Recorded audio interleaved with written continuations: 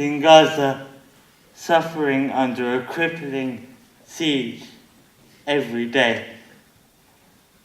But I want to start my story last summer in Jerusalem. I was living with the Hanun family in a neighborhood called Sheikh Jarrah.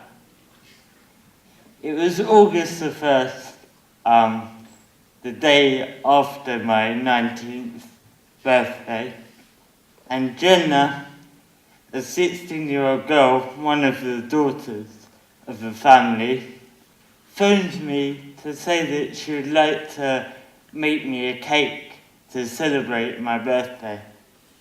So we had a very relaxing evening, listening to music, eating cake, and all the family were there, and it was very enjoyable.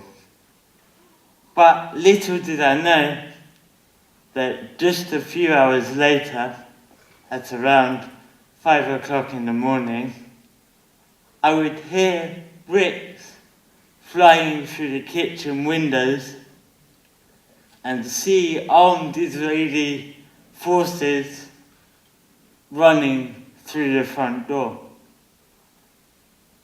By the time they got to the front room where I was lying down to rest, I realized that the Hanun family, this family that had become like my own family, were being kicked out of their home. By the time I was outside on the street, they hadn't even allowed me to put my shoes on my feet. As the Israeli police pushed me down the concrete steps outside, I saw my wheelchair to the left and explained that I needed it because I couldn't walk. The police told me that they didn't care and continued to push me away from the house. There were around 20 other foreigners staying with the family to show their support and solidarity, but they were all arrested within less than a minute. But when the police officer came to me last and asked me in English where I was from, I replied in Arabic, "I don't understand English." So I wasn't arrested. But I will never forget what I overheard the head of the police saying to his officer after he heard my response. He said, "Don't worry about him. He's only a Palestinian." And I think this is a very important statement, and it stayed with me for a long time. Because to me, this sums up the mindset of the Israeli state. From the Israeli government implementing these discriminatory laws, to the Israeli occupation forces carrying out their dirty work, to the settlers stealing people's homes. The Palestinians are not equal and are not human beings in the same way that Westerners are human beings. We were forced across the road, and just an hour later, we watched as American and British citizens moved into our home. I saw Jenna, the 16-year-old girl who had phoned me just a few hours before to say that she would like to make me a cake, now with tears pouring from her eyes, completely distraught. She said, "This is the second time I've been kicked out of my home, so how can I ever forget?"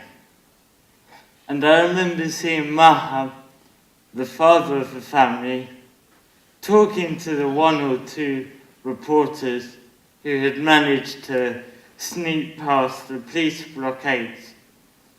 And I'd seen him tell the story of their family's plight over 1,000 times before without a problem. But this time he couldn't. He couldn't finish his words, and he broke down halfway through. And that hurt me more than anything. I stayed with the family for the next couple of weeks, now sleeping on the pavement opposite their home. And we watched as the settlers walked in and out, joking with and high-fiving the soldiers, sitting on the stairs where we used to sit to pass the time, and playing football on the street that we used to play on. But like all the Palestinians I met during my time there, the Hanoun family was so strong.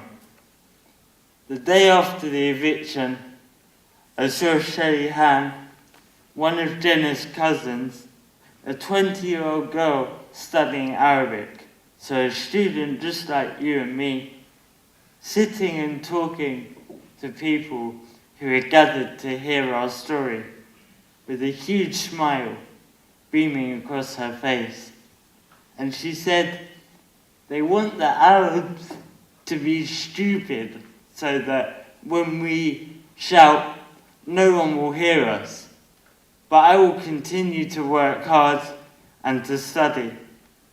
And she had an exam just a few days after the eviction, so the school phoned her and said, of course we understand your situation, you don't have to take this exam, you can take it at a later date. But she said, no, I want to take my exam now. And she did her revision right there on the street, and then a few days later took the exam and got the highest mark in her year. So I think she can serve as an inspiration to all of us.